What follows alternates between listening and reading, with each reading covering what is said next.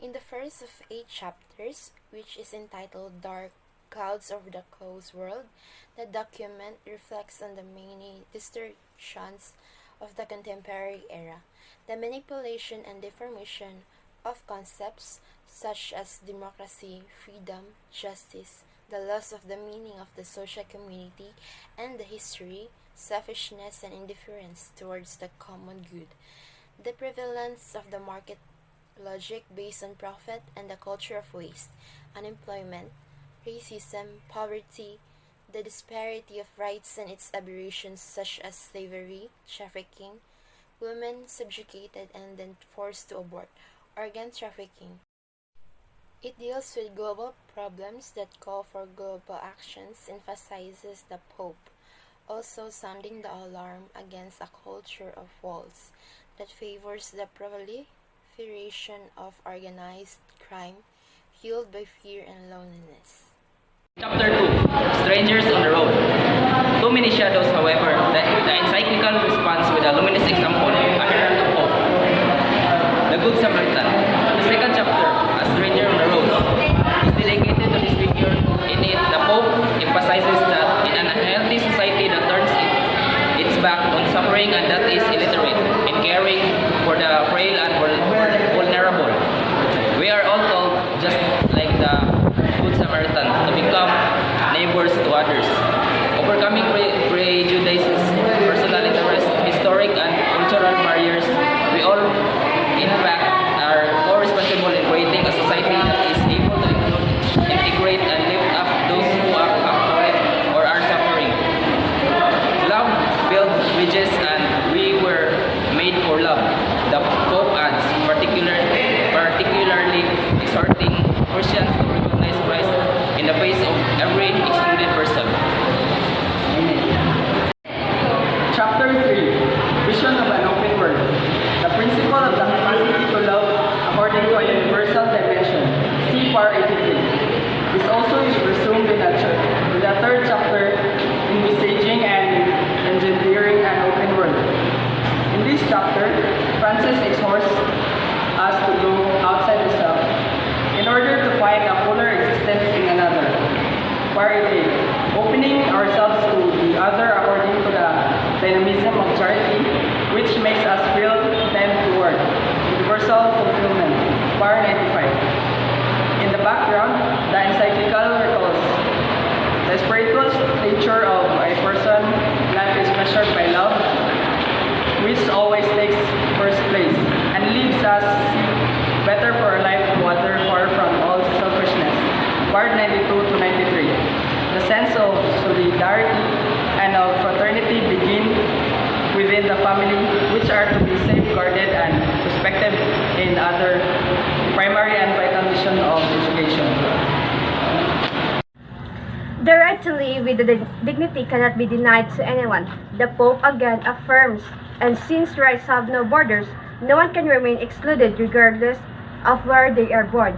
In this perspective, the Pontiff also called us to consider an ethics of international relations, because every country also belongs to foreigners and the goods of the territory cannot be denied to those who are in need and come from another place.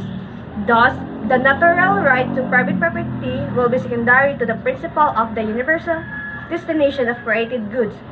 The encyclical also places specific emphasis on the issue of foreign debt, subject to the principle that it must be paid. It is hoped nonetheless that this does not compromise the growth and subsistence of the poorest countries. In chapter 4, Heart Open to the World. The latter is titled A Heart Open to the Whole World and is about migration. Migrants must be welcomed, protected, supported, and integrated with their lives at stake. Fleeing war, persecution, natural disaster, and unscrupulous trafficking and spreading from the communities of origin. Unnecessary migration must be avoided. The Pope says, by creating concrete opportunities for people to live in their home countries. At the same time, we must respect people's right to seek a better life elsewhere. in receiving countries the right balance will be struck between protecting citizens' rights and ensuring Americans welcoming and assistance. The Pope specifically mentions several indispensable steps, particularly in response to those bringing graves, humanitarian crisis, embracing and simplifying visa insurance, winning humanitarian corridors, ensuring living security and essential services, providing opportunities for employment and favoring family reunification, protecting minors, and guaranteeing religious freedom. Global governance and international collaboration for renovation that implements long-term planning, going beyond single emergencies on behalf of the supportive development of all peoples is most needed according to the document. Chapter 5, Better Politics. The fifth chapter theme is a better kind of politics, which represents one of the most valuable forms of charity because it serves the common good and recognizes the importance of people as an open category, open to discussion and dialogue. This is the populism referred to by Francis, which opposes the populism that ignores the legitimacy of the concept of people by attracting consensuses in order to exploit them for its own benefit and fomenting selfishness in order to increase its own popularity. But a better politics is also one that protects work, an essential dimension of social life, the best strategy against poverty. The pontiff explained does not simply aim to contain or render indigents inoffensive, but to promote them in the perspective of solidarity and subsidiarity.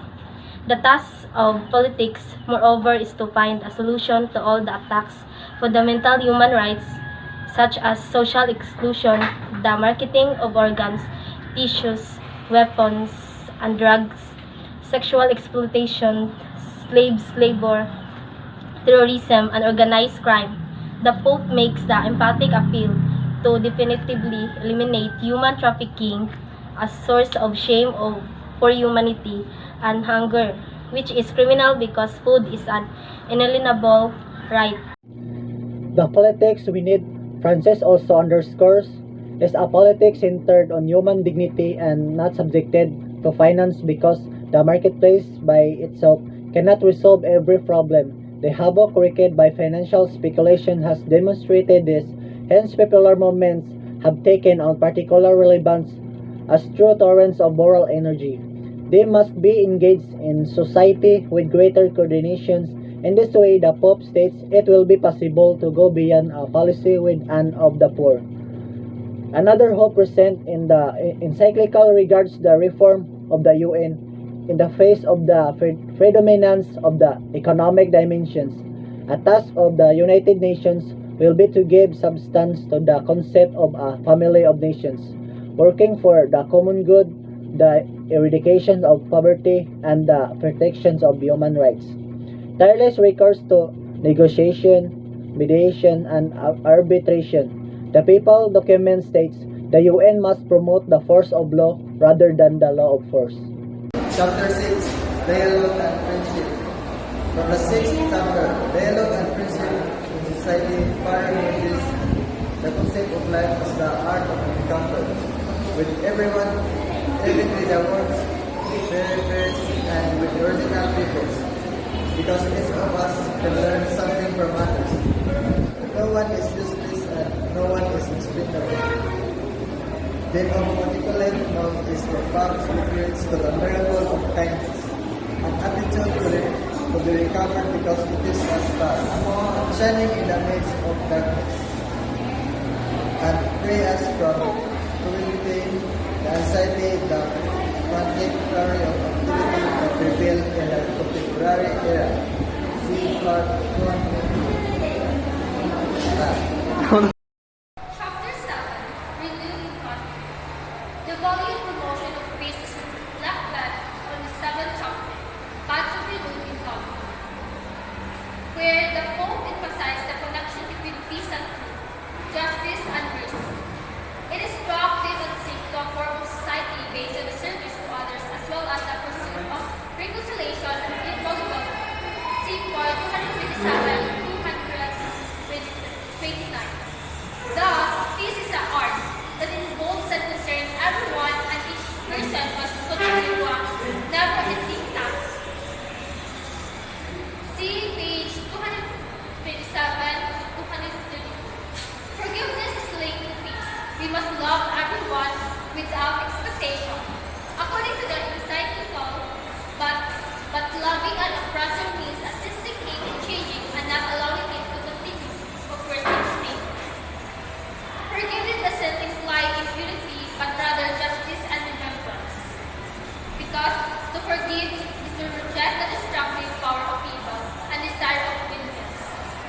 that horrors, such as Holocaust, the atomic bombings of Hiroshima and Nagasaki, persecution and ethnic cleansing exhorts Pope Francis.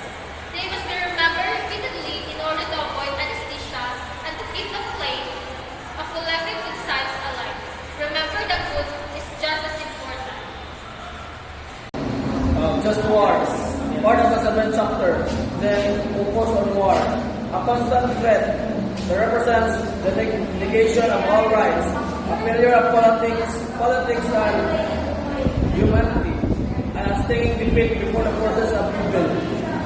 Moreover, due to nuclear, chemical, and biological weapons that strike many innocent civilians, today we can no longer think, as in the past, of the possibility of a just war, but we must vehemently reaffirm, never again war.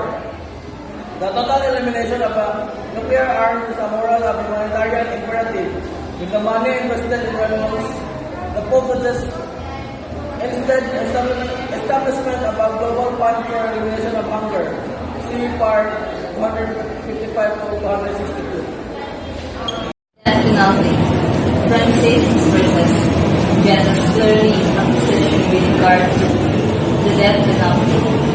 It is inadmissible and must be abolished worldwide. Not even a murderer loses his personal dignity. The Pope writes, and God himself teaches to morality this. There is emphasis on that necessitates the sacredness of life, birthday, some parts of our human company. If a person can be readily sacrificed, such as the unborn, the poor, the disabled, and the elderly. Chapter 8, Religion and Fraternity. In the 8th and final chapter, the Pontiff focuses on religion at the service of fraternity in our world. Religion at the service of fraternity in the world. And emphasize that the world sense is not due to religion but to erroneous interpretations of religious texts, as well as policies linked to hunger, poverty, justice, oppressions. A journey of peace among religions is possible, and that is therefore necessary to guarantee religious freedom, a fundamental human right for all believers. The encyclical reflects, in the particular, the role of the Church. She does not restrict its permission to private sphere, state. While not engaging the politics, she does not, however, renounce the political dimension of life itself. Attention to the common good and concern for integral human development. According to evangelical principles, lastly, Francis quotes a document on human cognitive peace and living together, which he signed on 4 February 2019 in Abu Dhabi, along with the Grand Imam of Al-Azhar Ahmad Al-Tayeb, from the milestone of interreligious dialogue. The Pontiff returns to the appeal that in the game of human fraternity, dialogue can be adapted as a way, common cooperation as conduct, and mutual knowledge as method and standard.